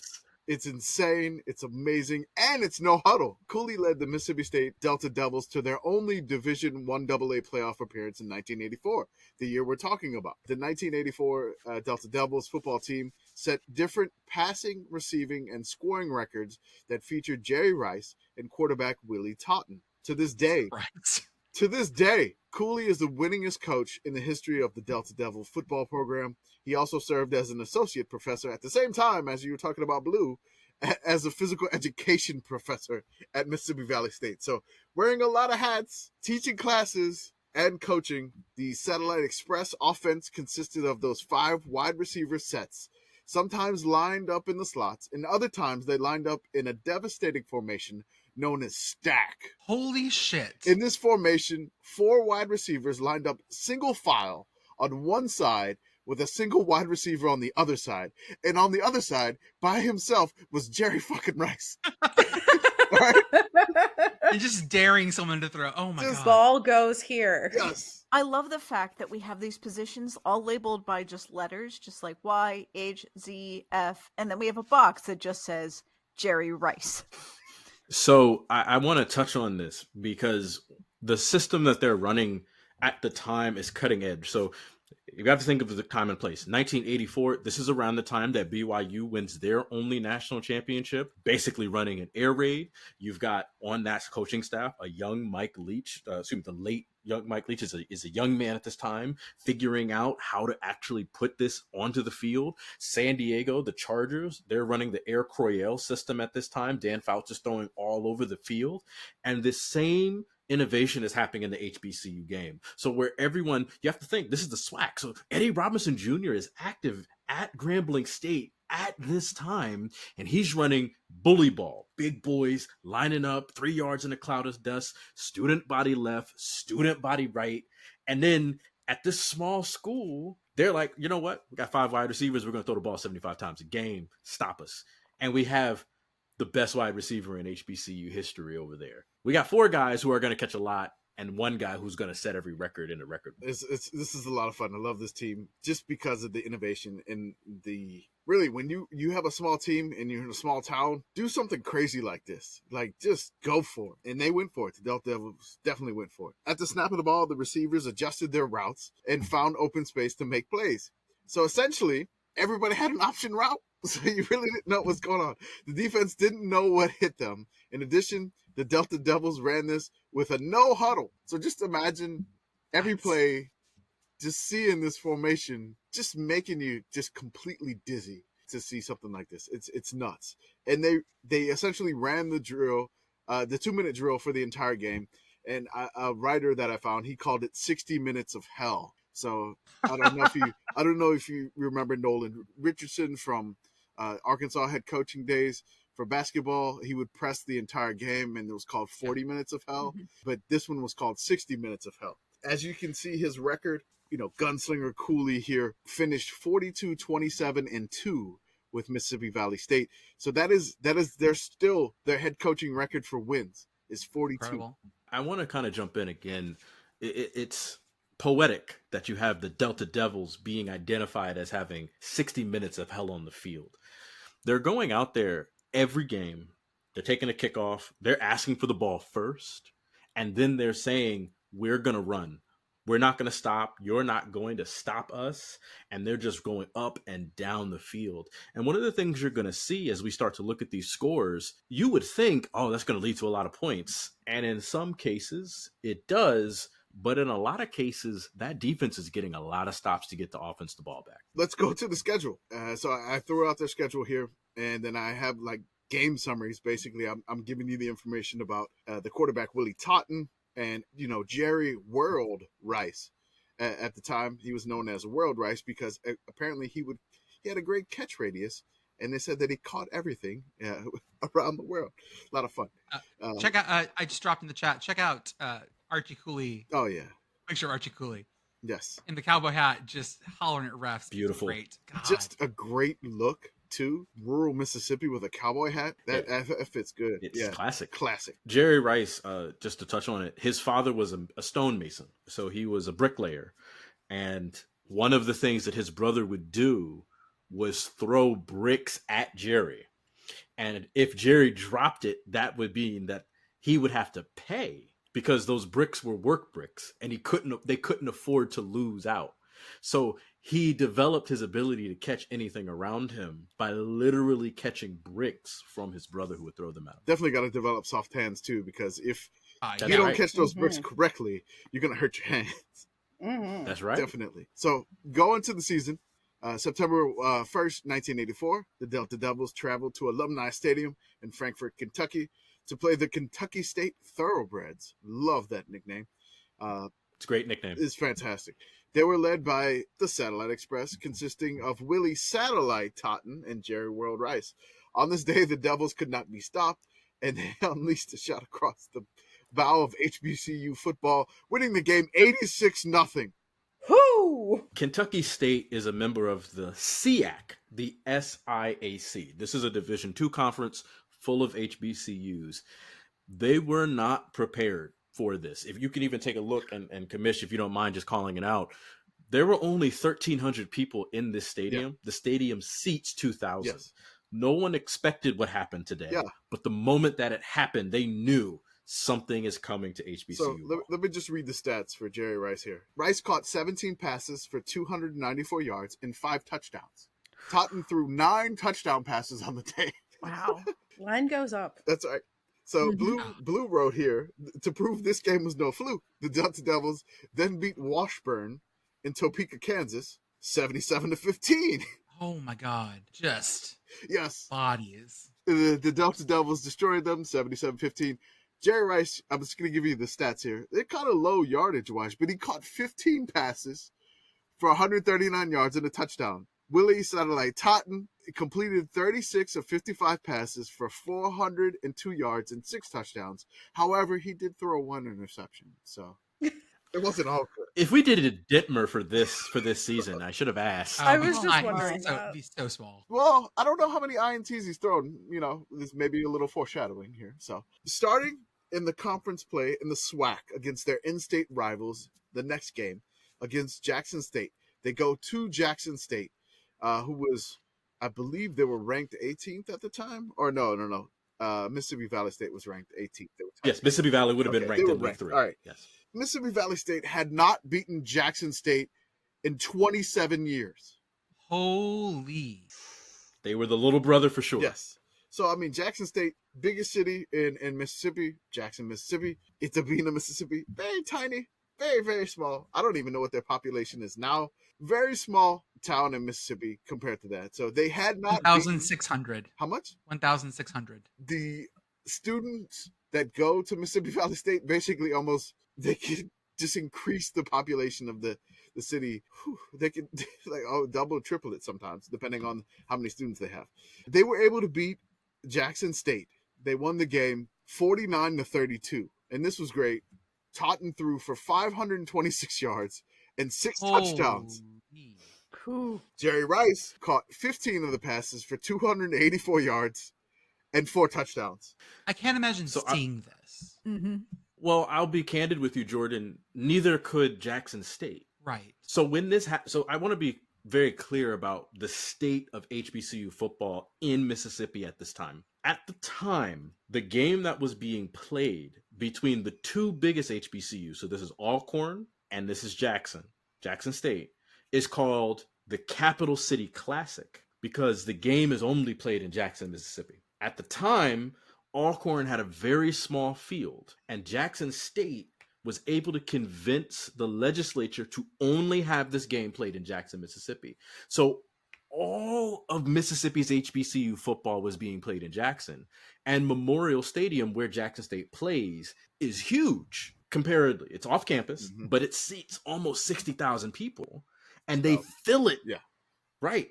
And they fill it when the Soul Bowl, which is Jackson State and Alcorn, is being played. And so Itabita, who hadn't won in 27 years, shows up and they explode for points. This game was never in question. Jackson State did not stop scoring. They scored on almost every possession, and Jackson State didn't know what hit them.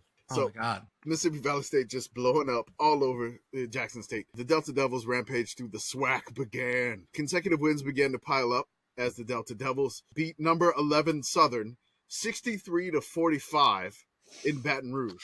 They're just like every game is 1,000 points. Oh my If You God. like It's about- points? I heard you like points. I heard you like points. I do. Do you like points? I love points. Do you Love like it. yards from Willie Satellite Totten? He threw for 526 of them, 6 touchdowns. Rice hauled in 17 passes for 189 yards and 2 touchdowns. I feel like that was a low game, yards-wise, but he caught a lot of balls. Yes, but he's averaging 10 yards a catch. Yeah, true. I mean, speaking He's of averaging a first down every time he every touches time the he ball. catches the ball, it's a So- first down. Just nonstop, no huddle. Jerry Rice coming at you the entire game.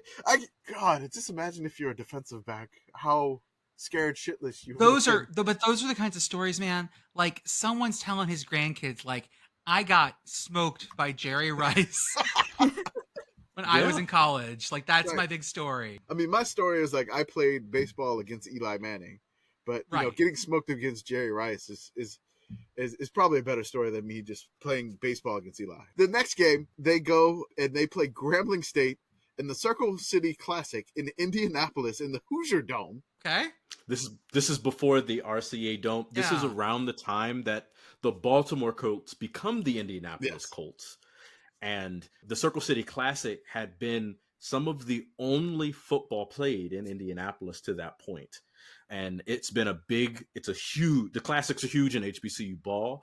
Every school has a classic that's theirs or that they share with their biggest rival. And the Circle City Classic has been Indianapolis football for about as long as there's been football in the HBCU game. It's still played to this day. They won that game against Grambling 48-36, and that's against the great Eddie Robinson. Rice, That's correct. Rice had 8 catches for 174, 2 touchdowns. Willie Totten 545 yards passing. They beat Texas Southern the next week 55-42. I could not find much information, but I did get a stat line for Jerry Rice.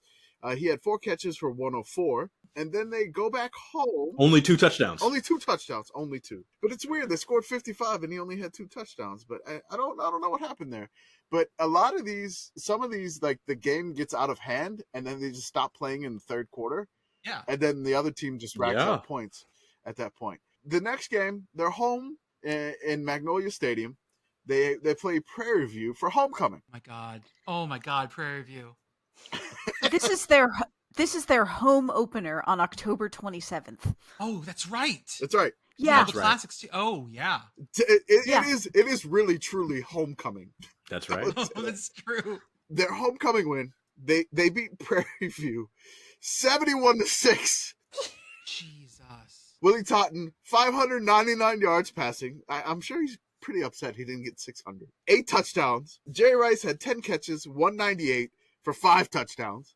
So Just a touchdown on half of his catches. yeah, Averaging 20 yards a catch, 5 touchdowns in the game. I want to really stump for something here. Prairie View A&M had what we'll call a bit of a rough patch at this time. Prairie View A&M goes through about as futile an existence as there can be. For about 3 decades, they didn't win a game. They literally fielded a football team that did not win a football game. And this isn't like regular Texas. I want to be clear. This is the agricultural school for the Black community in Texas, and they are really bad at football. And so seeing them be successful in the modern era, so in the modern era of the SWAC, they do really well. Yeah. And they're competitive. They just took I think they just took Southern's coach not that long ago. They are an exceptional program now.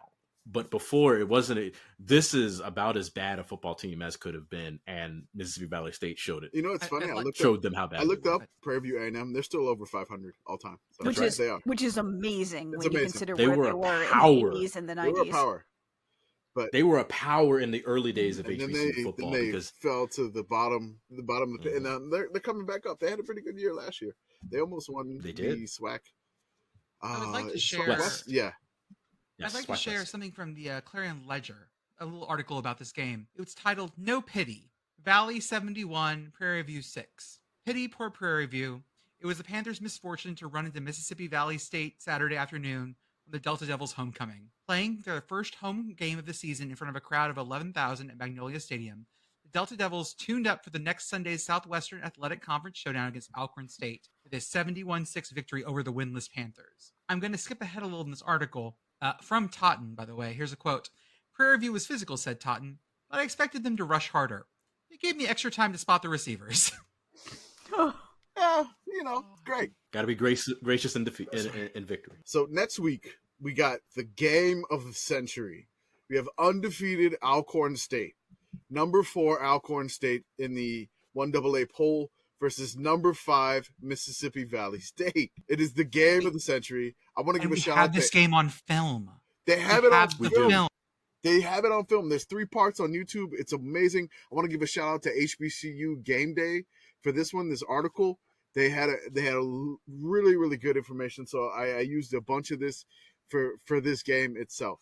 So phenomenal website. The awesome website. Fantastic. I believe we followed them. Yeah. So November 3rd, 1984, they, again, the game of the century.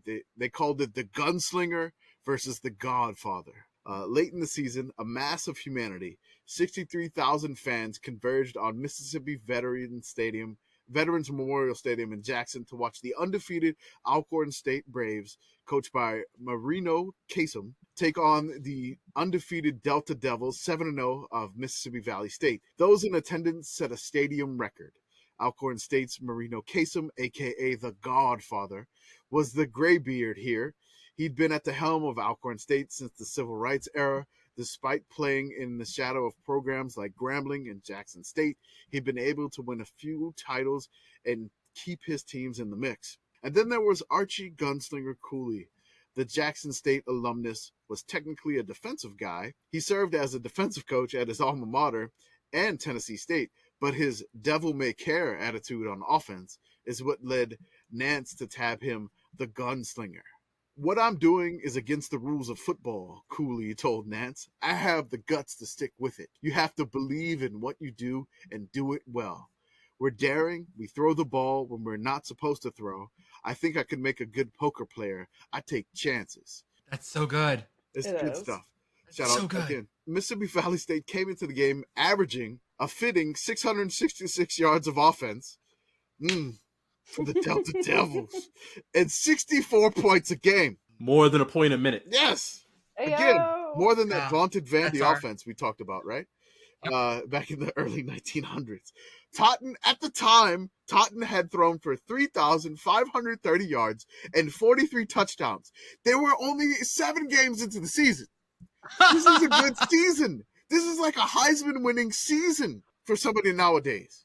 And Jerry Rice had caught 86 passes on the season. The QB stats have aggressively Connor Halliday energy. Like, it's the only quarterback I can think to even compare this to. Yeah. Because I have vivid memories of the 7 touchdown, I don't even remember how many yards, like, super late game against Cal. Or was that the one against UCLA where they came back or something?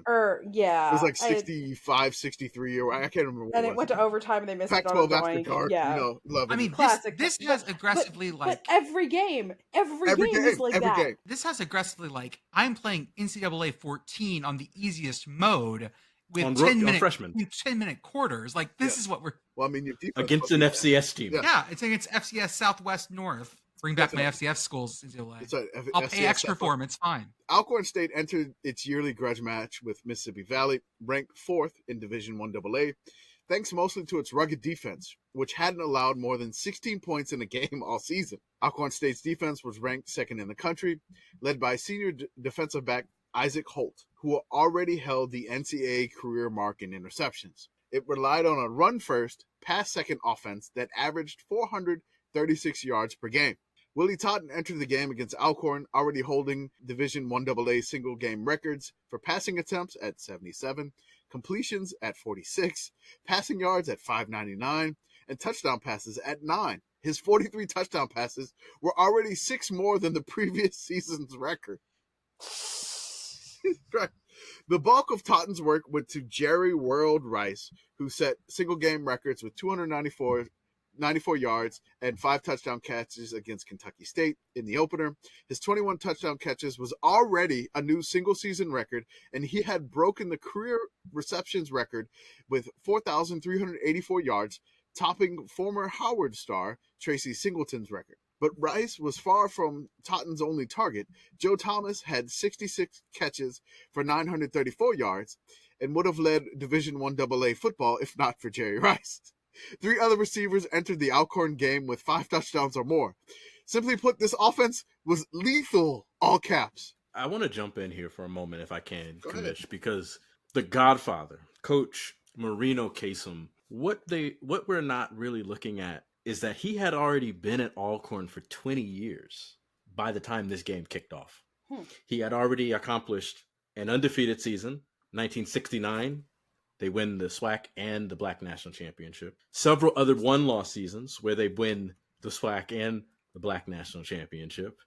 And he's on his way to win the SWAC and the Black National Championship one more time before he leaves football and goes into his retirement. He was, for all intents and purposes, the godfather of Mississippi football, at least the HBCU ball. And this was really kind of the question of, if Mississippi Valley wins this game, it might change the fortunes of Mississippi Valley State football forever, because that gives them an undefeated season, a SWAC championship, all world players that own every record in the record book, and they did it at Itabena. There's a lot of riding on this game.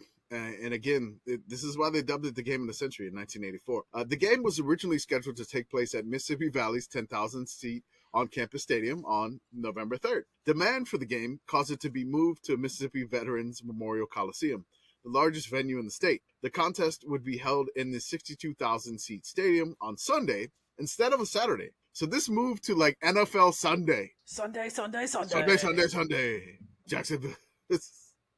Jackson, Mississippi. More than 130 press credentials had been requested prior to the game, according to Mississippi Valley State Sports Information Director. There's the stadium packed out for the game.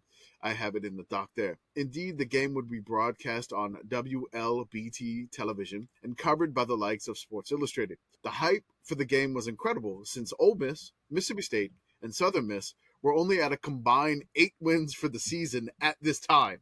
So all 3 of the other Mississippi, like, big name schools having a horrible year in 1984. So this took precedence. I mean, those 3 schools were having a horrible, like, several decades at that point. Yeah. I'm just being mean. I'm just gonna say yeah. I want to jump in and really kind of lay something down for a second. You have in the South, across most of what is ostensibly SEC country, massive venues that SEC schools don't play in. So one of the examples is Legion Field in Alabama. You got Alabama, you have Auburn. They both have beautiful palaces where they play football. But you have Legion Field, which is still used today for when the Magic City Classic is played, which is Alabama State and Alabama A&M. They still play there because those stadiums are large, impressive venues. Even though a lot of people make fun of Legion Field, the HBCU world holds on to those and says, this is our Super Bowl. I mean, it's just like, this isn't. Yeah, go ahead. Yeah, it's just like the Bayou Classic. I mean, it's in the Superdome every year. They play it in the Superdome. It's a tradition. That's every year. Every year. Exactly. It's awesome too. It's great. The Memorial Stadium is that for Mississippi, where the University of Mississippi has Voight Hemingway, where Klanga, Mississippi State, plays in their stadium that's tight, but they bring their cowbells. And then you have this stadium owned by Jackson State University presently. That's their palace, where they pack it 60,000 strong to celebrate HBCU football. And I want to, just to scratch that itch for people, this is happening in parallel across the HBCU world, where all of our schools are coming together and saying, we're going to play each other and we're going to bring all of our community together to do it. So you got Hampton and Howard battling out for who's the real HU. You've got the Florida Classic, which is Bethune-Cookman and FAMU. You've got the Bayou Classic, like the Commish mentioned. Oh, yeah. You have all of this happening. All of these HBCUs, they're packing stadiums, and they usurped the NFL. Yeah. to do this in 1984. That's right. I mean, it's really unheard of to just move a game to a Sunday.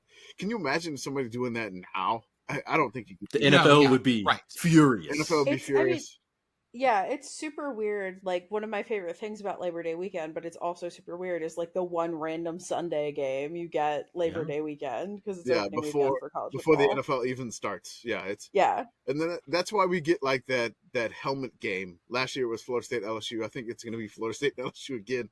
But we Yes. get that name brand helmet game for that one to try to be something like that, which is the night game. There may be another game on the Sunday, but it's incredible. So them to do this in 1984, the entire state of Mississippi and the world was just looking at this game. So everybody expected an offensive explosion for this game, of course. And there was an offensive explosion in this game, but it did not come from Cooley's Delta Devils. The Braves of Alcorn State put up 526 yards on their opponents. 211 of them was from running back Perry Qualls, who scored a school record 5 touchdowns in the game. I expected to get the ball a lot, Qualls told the Clarion Ledger after the game. We had 8 plays in our game plan. 7 of them called for me to get the ball, and 1 was from the fullback. Ball go here. Ball goes here. Qualls get the balls. So Qualls' big day helped Alcorn State control possession for 38 minutes and 40 Oh, no. seconds, leaving Oh. Leaving Valley just 22 minutes and 20 seconds. Normally, that would be enough. Round them. Oh no. That would be enough but Alcorn's defense was unlike any Valley had faced that season. Totten had operated all season behind an offensive line that averaged about 280 pounds per man. But on this day, Totten was harassed all day. He threw 2 interceptions, including a pick 6. Rice caught 8 passes for 134 yards and a 42-28 loss.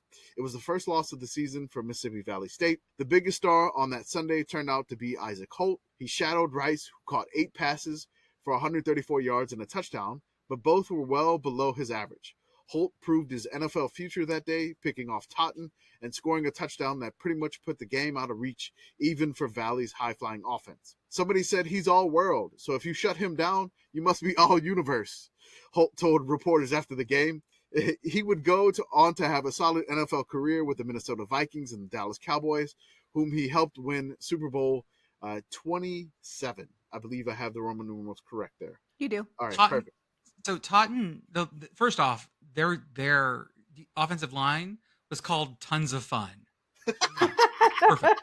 Great name. 1. Tons of 2. fun. Nice. Until this game, he'd only been sacked 4 times all season. That's right. 4 times. And Alcorn just made his day miserable. I want to really kind of stump for this because if you look at Alcorn's 1984 season, they're not giving up points. No. They are stopping every team that shows up on their doorstep. And they said, we're not going to allow you to do whatever you want. You're not going to throw the ball for 100 times. We're going to keep the ball for ourselves.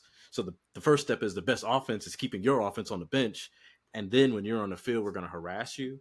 And even that pick 6, you take that away, they still win this game by 7. I mean, they still gave up more points than they did all season long because they hadn't given up more than 16. But they gave up 28 here. So Mississippi, they were, nobody believes in us, and they were mad. Alcorn State was mad that Mississippi Valley State got all the hype. Mississippi Valley got all the publicity and hype, but they're going to have to come to Alcorn now, said Kasem. We got the better team and the prettier campus. I love this shit. This is such great, such great trash talk. Love it. Like I try to tell everybody, the HBCUs are much like all the other schools. We talk trash. We make fun of each other. Y'all talk better trash. I'm just going to say Oh, that. yeah. Way better. Alcorn, remember this. Alcorn is the land grant for African Americans at the time. So you had to have, if you're going to have your own, if you're going to have a Mississippi State and you're not going to allow African Americans to attend your school, you must create one. Alcorn is that creation that gets the Moral Act funding. So they have the better campus because they have more money. They've been around longer. They've been more successful at football. So the front porch of their university is much more open. And just to kind of maybe seed some future things you may hear about one day, a small guy called Steve McNair is going to play football with them along with his brother Fred, who's going to coach the team to great success. Yeah. So Alcorn has the pipeline in place, and Mississippi Valley was trying to usurp all of that. Trying. So They were. They gave it their all. They did. So more than who won or lost the game, the national attention garnered by the game stands out as a memorable moment over 35 years later. Even today, national television, streaming, 24-hour sports, and social media, the Alcorn Valley game likely still stands as a benchmark for a regular season contest between two HBCU schools. If game day existed in 1984, I'm pretty sure they would have been there. Oh, yeah. Forcing a game into a venue 6 times as big and packing it out is something that will likely never be seen again in today's world of highlight packages and live streams. So again, shout out to HBCU Game Day for this awesome article on this game. I really, really appreciated it. It was fantastic. Love reading it. Shout out HBCU Game Day. One more quote from Marino Kasem, the godfather of Alcorn State. Call it what you want. It was an epic. People wanted a show and they got a great one. It couldn't have been any better. I love this man. I really want to touch on this because I tell this story all the time. PittGirl came, I told it to her. Beth came on my podcast, I told it to her. The HBCUs are always clamoring to have people, hey, just come see what we're doing. And one of the examples I always give is that everyone knows the Sports Center jingle. Everyone knows ba-da-bum, ba-da-bum. Everybody knows that sound. They know they're going to get some highlights. The HBCUs started playing that jingle to convince ESPN to put their games on ESPN. And it worked. The MEAC signed an ESPN streaming deal and the SWAC did immediately afterwards. I say that because at the time that this happened, to the Commish's point, you've got Oklahoma fighting tooth and nail to allow their games to be on TV. You have CBS decide, hey, maybe these SEC schools could use some exposure. You've got Miami starting to make a lot of noise. This is Miami, Florida, the Hurricanes, and they're on national TV because they're an independent. They go everywhere. Notre Dame's TV deal comes into existence. All of this is happening, and the HBCUs are saying, we've been playing football as long as any of these programs. Come watch us too. And this was the shining moment, and they got a great game out of it. Oh, it was great. It was a fantastic game. But after the game of the century loss, Mississippi Valley State's season continued.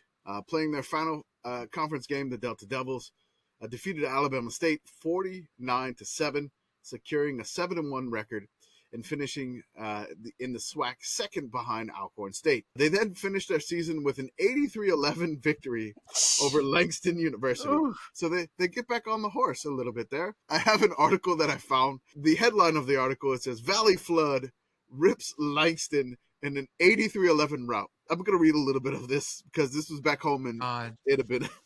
Langston was walloped 83-11 by nationally ranked Mississippi Valley State on Saturday afternoon.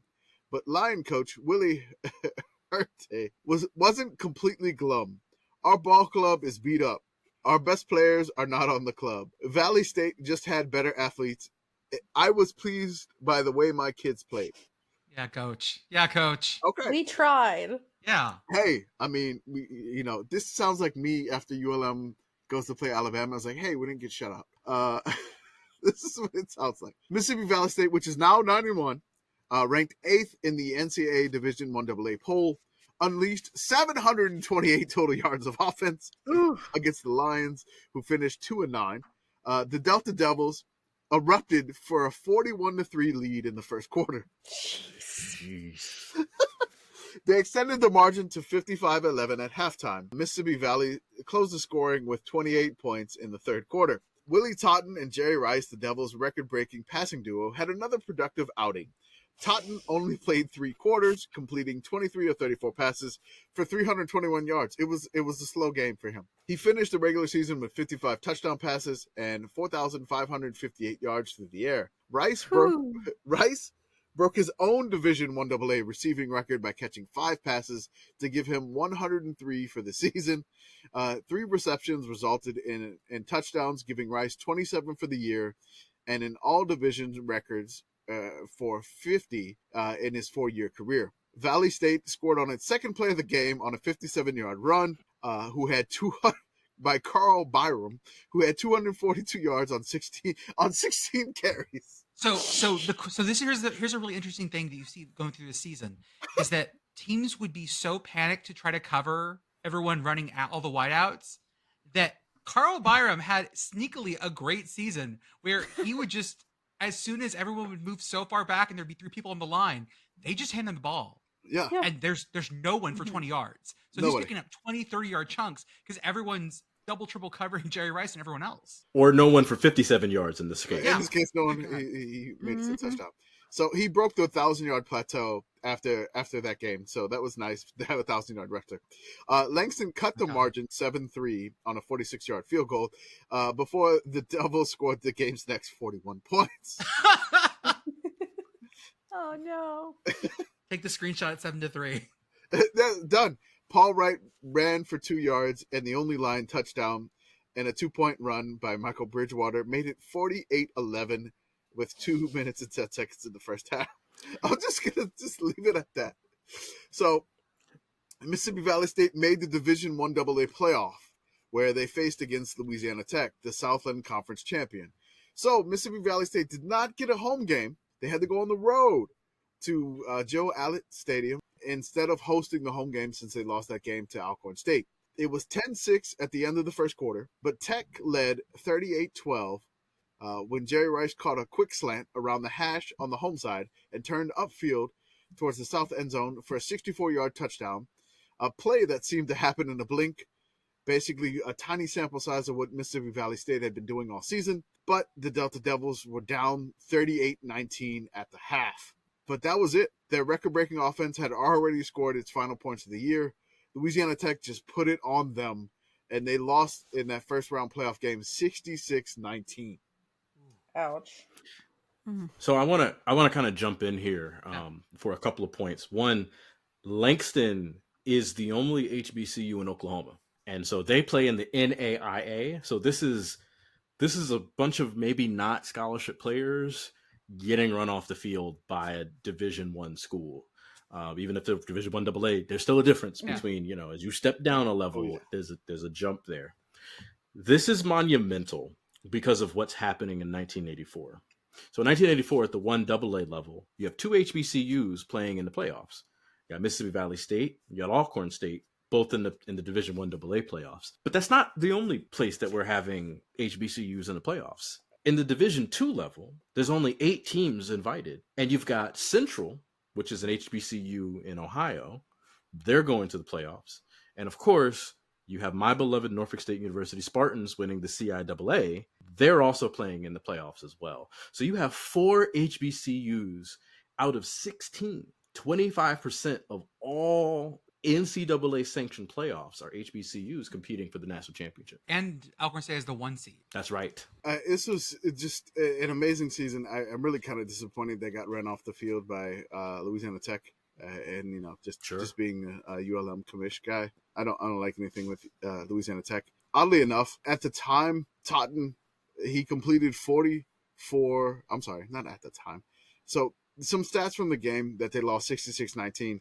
Totten completed 44 of 75 passes for 485 yards, each a 1AA record at the time. But he was intercepted 6 times in the game. No. So that kind of contributed to the large margin of defeat. Jerry Rice caught 9 passes for 155 yards, but apparently he paid for nearly every one because Louisiana Tech they were roughing up Jerry Rice a little bit. They hit him pretty much for the ones that he didn't catch. Oddly enough, next week, Louisiana Tech beat Alcorn State, but they eventually lost in the title game to Montana State. They didn't win a FCS title like that school that's 30 miles. Like south, northeast, west, whatever y'all are called. They I don't know what don't have one of those, unlike those. Have we ever calculated single game Detmers? Because we should. Yeah, we do have those, but we do have them. Single games, it's pretty tough. You can get really astronomical, but I mean, throwing for 485 yards and 6 INTs is insane. But I mean, that's Mississippi Valley State, and that's Gunslinger Cooley right there for you. They're gonna go down, and they're just gonna keep throwing the ball as much as possible. 75 times to be exact in this game. So the Delta Devils finished the 1984 season at 9-2, which remains a school record for wins in a season. All told, Willie Totten finished the season with 368 completions on 593 attempts. he had a 62% completion percentage. He threw for 4,557 yards and 58 touchdowns. I don't have his INTs number, so I can't calculate that Detmer. He was inducted into the College Football Hall of Fame in 2005, the Mississippi Valley State Hall of Fame in 2006, and the Black College Football Hall of Fame in 2014, the year of its founding. He played in the CFL, the NFL, and the Arena Football League. Also, he came back and he was the Delta Devils coach from 2002 to 2009, posting a record of 31 and 57. His 2 high water mark seasons were in the middle of that tenure at 6 and 5, finishing second there. There's a YouTube video of the Black College Football Hall of Fame of his induction, and it shows his history. He played for the Buffalo Bills in 1987. He threw a few passes. I couldn't get his stats for that, though. I want to jump in really quickly here, Commish. So when he's coming back at the turn of the millennium, so he shows up 2002. Hey, you remember me? I threw all those yards, all those touchdowns. I'm the new coach. We're going to bring it all back again. At the time, there's another HBCU great coaching another team, and that's Doug Williams. Mm-hmm. So Doug Williams was Eddie Roberts. That was Eddie Roberts' guy. Yep. He ran up a whole bunch of points at Grambling, Yep. won the Super Bowl with the Washington football team, and then kind of floated around and came back, and he was coaching Grambling. He had a great tenure at Grambling as head coach. He won a couple of Black National Championships, and in that season, the 2002 season where he shows up, Grambling wins a whole bunch of games, including one against they beat Alabama State and then beat Alabama A&M for the SWAC championship, and then they become the Black National Champions in that year. So it's kind of like, even when their best of all time comes back, Mississippi Valley is always running into even more bigger mountains to climb. Well, hopefully one day they get over that hump. So speaking of Jerry World Rice, at the time, as he was known, which he dropped the world as soon as he got drafted by the 49ers, Jerry Rice finished the season with 1AA records of 112 receptions, 1,845 receiving yards, and 27 touchdown receptions. I was trying to figure out if it continued to stand as the FCS division record or the NCAA mark for all divisions. His season total touchdown record has been tied by Troy Edwards of Louisiana Tech. How does that work? Like, they're the team that knocked them out in '84, and then Louisiana Tech, takes him out the record books. But it was tied. He's still in the record books. The single season receiving yards has been passed a few times at any NCAA level. Troy Edwards did it first again with the yardage. He broke that record in 1998. But then Trevor Inslee of Nevada broke it the year after that one with 2,060 yards at Nevada in 1999. There's a couple of some crazy wide receivers on this list here. So you got Trevor Inslee, you got Troy Edwards, you got Michael Crabtree, which 1,962. You have Jordan White of Western Michigan, Jareth Stearns of Western Kentucky just a couple of years ago. Oh, that's Bailey Zappi, Western Kentucky. That is Bailey Zappi, Western Kentucky. Then you have Greg Salas of Hawaii, 2010 Hawaii. Colt Brennan, I believe, was the quarterback at the time. Rest in peace, Colt.